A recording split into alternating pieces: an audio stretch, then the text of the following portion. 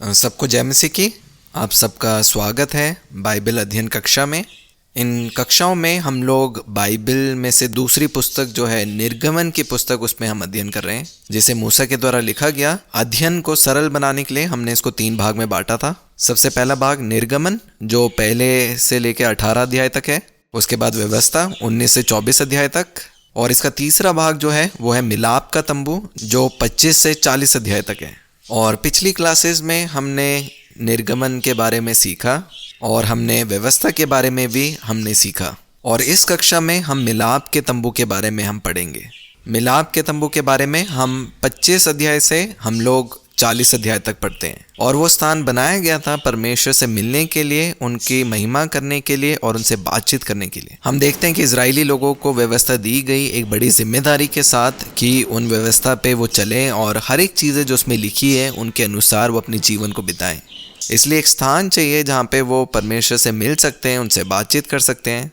और ऐसे ही स्थान जो है परमेश्वर के द्वारा जो है बताया गया उनके लिए, वो मिलाप वाले तंबू के निर्माण में। और मिलाप का जो तंबू है वो परमेश्वर के ज्ञान को प्रकट करता है, क्योंकि हम परमेश्वर के पास नहीं जा सकते, लेकिन परमेश्वर हमारे पास आए। हम उस ज्ञान को देखते हैं मिलाप वाले तंबू के निर्माण में। और इस तंबू के द्वारा परमेश्वर के प्रेम और उनके कृपा को एक नई रीति से वो लोग अनुभव कर पाए। वो जान पाए कि परमेश्वर उनसे प्रेम करते हैं, वो उनकी उपस्थिति में आ सके। और एक बड़ा सौभाग्य उनके लिए था। क्या ये सौभाग्य नहीं है कि हम परमेश्वर से मिल सकते हैं, उनसे बातचीत कर सकते हैं और उनसे सुन सकते हैं? इसलिए मिलाप वाला तंबू परमेश्वर के ज्ञान को दिखाता है, उस रिश्ते में लेके आने के लिए जो वो मनुष्य के साथ रखना चाहते हैं। और अपने चुने हुए लोगों को एक बड़ा सौभाग्य उन्होंने दिया कि वो आकर परमेश्वर से मिल सकते हैं, उनसे बातचीत कर सकते हैं। और वो जो चुना हुआ वंश है उनके लिए सबसे बड़ा सौभाग्य यही है कि परमेश्वर उनके साथ है। परमेश्वर इच्छुक है उनके पास रहने के लिए, उनसे बातचीत करने के लिए। और अगर हम इस विषय के ऊपर हम बात करें कि मिलाप का तंबू क्या है, मिलाप वाला तंबू परमेश्वर का पवित्र निवास स्थान है। वो एक स्थान है जहाँ पे परमेश्वर मनुष्य से मिलते। वो गवाही का मिलाप वाला तंबू, अलग अलग नाम है उसके। वो पवित्र निवास स्थान परमेश्वर के लिए, वो छुटकारा पाए हुए लोगों के बीच में, क्योंकि उनकी इच्छा थी उनके बीच में रहने के लिए। और आज भी परमेश्वर की इच्छा है वो छुटकारा पाए हुए लोगों के बीच में रहने के लिए। इसलिए ज़रूरी है कि हम जानें कि जो हम छुटकारा पाए हुए लोग हैं, हमारे बीच में परमेश्वर रहने चाहते हैं। और ऐसी एक जगह था मिलाप वाला तंबू। पवित्र परमेश्वर एक पवित्र स्थान में वो रहे उन छुटकारा पाए हुए लोगों के बीच में। परमेश्वर इच्छुक है मनुष्य से मिलने के लिए, और मनुष्य भी वहाँ पे जाके मिल सकते हैं परमेश्वर से। वो एक मिलने का स्थान है और वो एक गवाही का स्थान भी है। तो मिलाप वाले तंबू से हमें एक बात पता चलती है कि परमेश्वर चाहते थे कि उनकी उपस्थिति छुटकारा की वे लोगों में बनी रहे। वो उनसे मिलकर बातचीत करना चाहते थे, वो उनका मार्गदर्शन करना चाहते थे, वो गवाही उनके जीवन में उत्पन्न करना चाहते थे। ये कितना बड़ा सौभाग्य है कि परमेश्वर इच्छुक है इस सृष्टि में आने के लिए मनुष्य के बीच में। ये परमेश्वर की दीनता है और हमें उनसे बात करनी चाहिए। और इस तंबू को बनाने की जो योजना है वो मूसा को दी गई थी जब वो परमेश्वर की उपस्थिति में पहाड़ में बैठे थे 40 दिन के लिए। इसके बारे में हम 25 से 31 वचन तक हम पढ़ सकते हैं। तो 25 से 31 अध्याय तक हम उन बातों के बारे में जानकारी पा सकते हैं जो बातें परमेश्वर ने मूसा से कही उस मिलाप वाले तंबू के निर्माण के विषय में। और अगर हम वचन में देखें, हम इस बात को पाएंगे कि जो मिलाप वाला तंबू है वो पूरे 1 साल बाद उसका निर्माण पूरा हुआ, उस समय से जब वो छुटकारा पाकर मिस्र देश से बाहर आए थे। तो जो निर्गमन और मिलाप का तंबू का निर्माण है वो 1 साल का अंतर है उनके बीच में। अगर आप तुलना करें निर्गमन 12 अध्याय 2 वचन और 40 अध्याय और 2 वचन, तो आप इस समय का जो अंतर है उसके बारे में आप जान पाएंगे। निर्गमन 12 अध्याय 2 और 40 अध्याय और 2 वचन। जो 12 अध्याय 2 वचन है वो निर्गमन की तिथि है, और 40 अध्याय 2 वचन में बताया गया है जब वो मिलाप का तंबू का निर्माण पूरा हुआ, वो 1 साल का समय लगा। और इनके बारे में हम 35 से 40 अध्याय तक हम पढ़ सकते हैं। 25 से 31 अध्याय तक परमेश्वर जो है वो नक्शा और योजना मूसा को दी, और 35 से 40 उसका निर्माण जो है पूरा हुआ। तो इन बीच के अध्याय का क्या, 32 से 34 अध्याय वो समय है जब मूसा जो है पहाड़ पर था और जो लोग नीचे थे वो लोग मूर्ति पूजा में वो लोग चले गए, क्योंकि बहुत समय तक उन्होंने मूसा को नहीं देखा।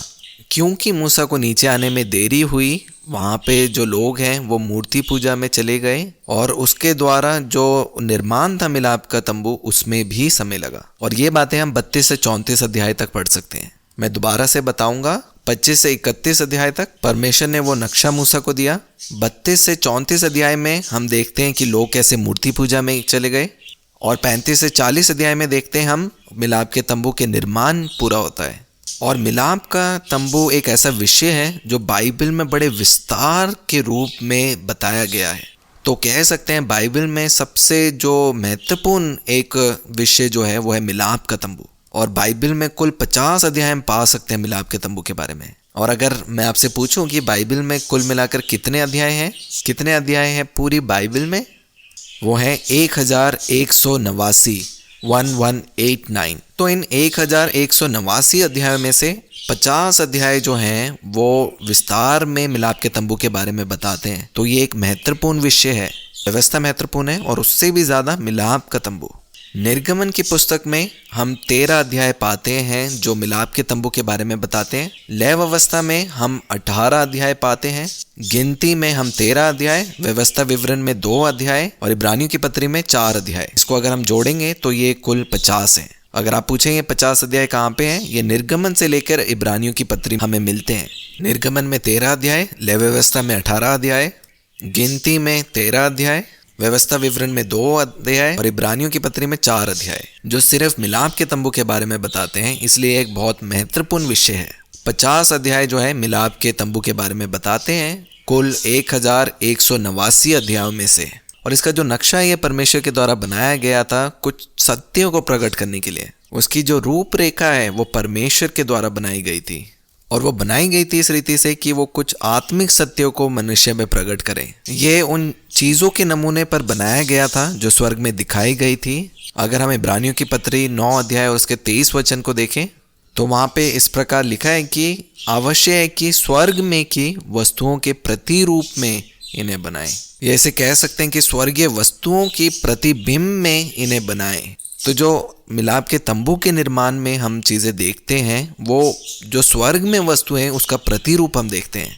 और एक सवाल फिर आता है कि क्या मिलाप का तंबू जो है वो स्वर्ग में भी है? मेरा मानना है हाँ।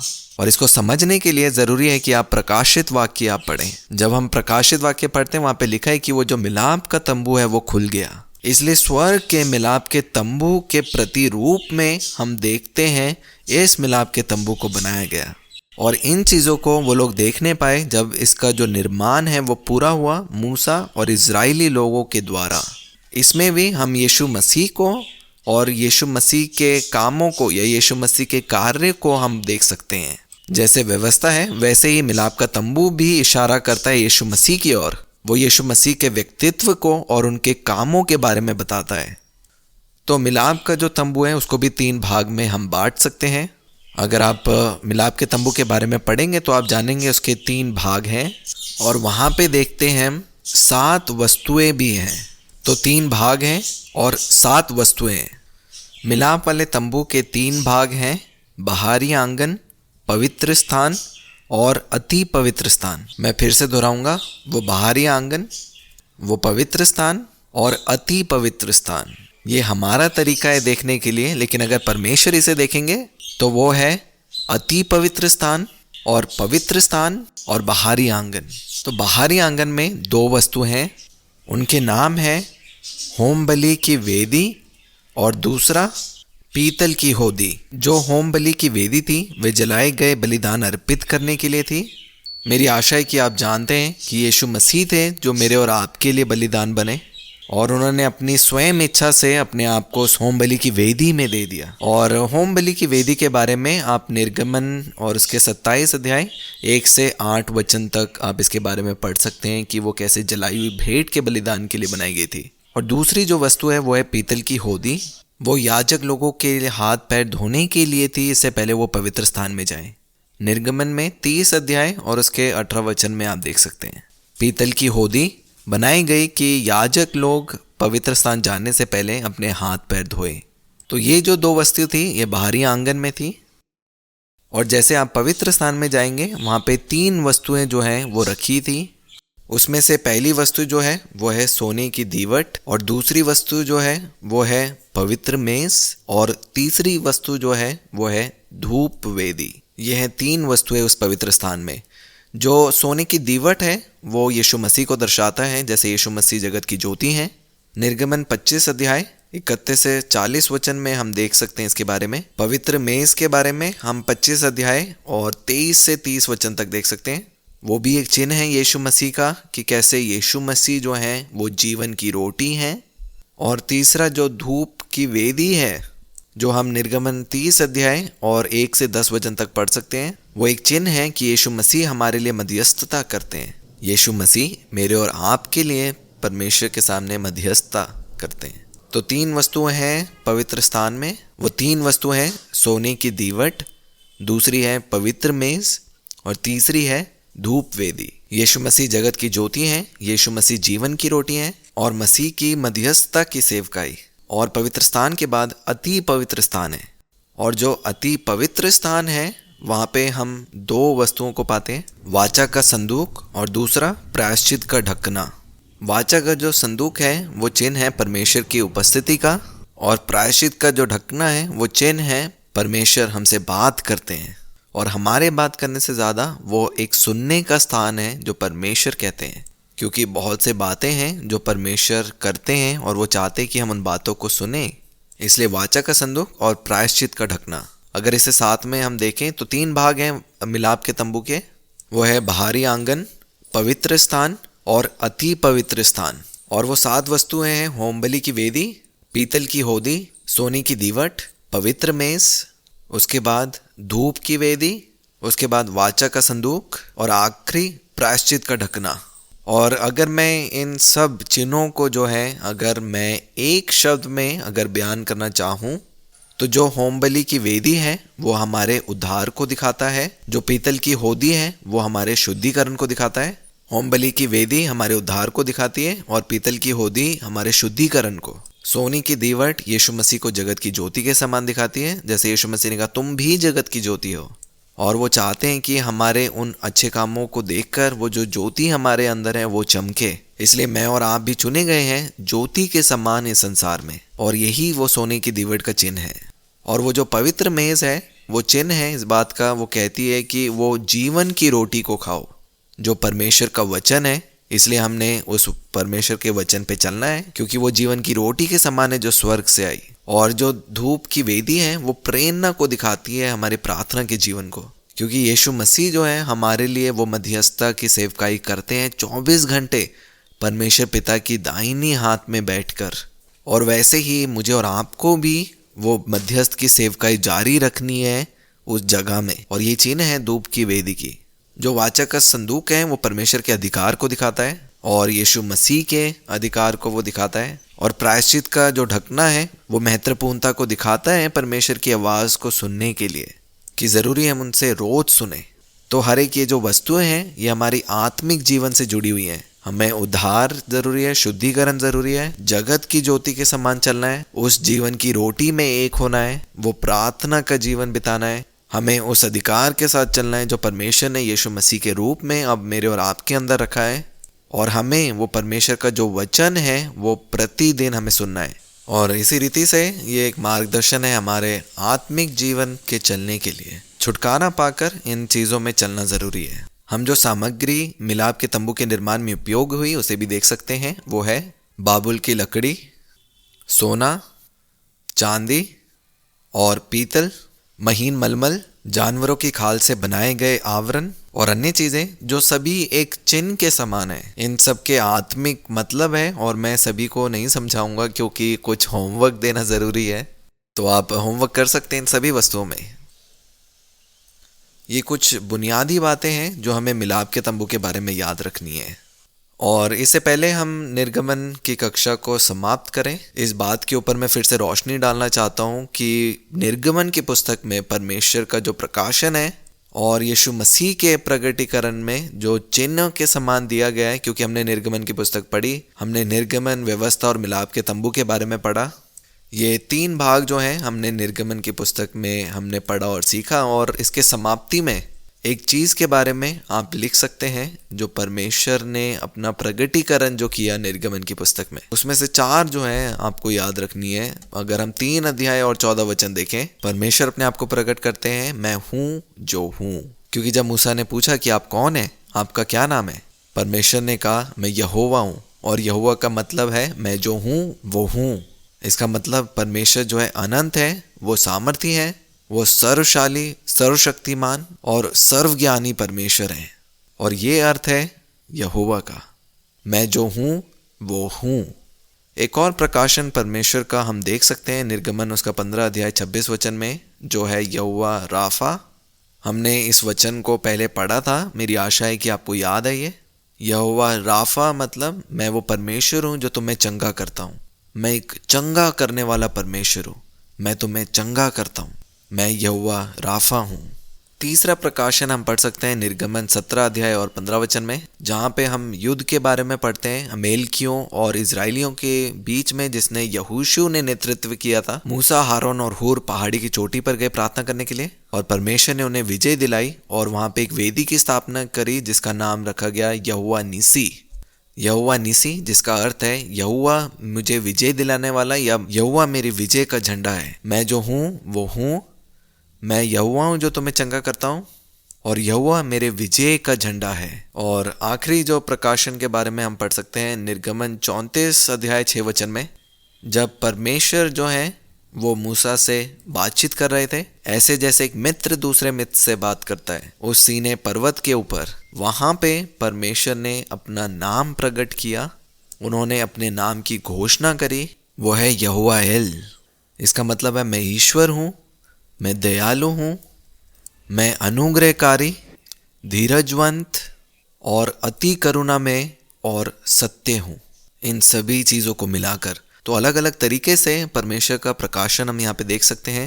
सबसे पहला, मैं जो हूँ वो हूँ, मैं चंगा करने वाला परमेश्वर हूँ, यहोवा मेरे विजय का झंडा है, यहोवा ईश्वर है जो दयालु है, अनुग्रहकारी, धीरजवंत है, जो अति करुणा में और सत्य है। तो ये सब प्रकाशन है परमेश्वर के जो निर्गमन में पढ़ते हैं। और आखिरी में जो चिन्ह है यीशु मसीह के बारे में, निर्गमन की पुस्तक में बहुत सारे चिन्ह हैं यहाँ पे। सबसे पहले निर्गमन 12 अध्याय और 5 और 6 वचन में हम उस फंसे के मेमने के बारे में हम पढ़ते हैं, और हमने ये पहले देखा था। पहले कुरिन्थियों 5 अध्याय और 7 वचन में लिखा है, हमारा भी फंसे जो मसीह है बलिदान हुआ।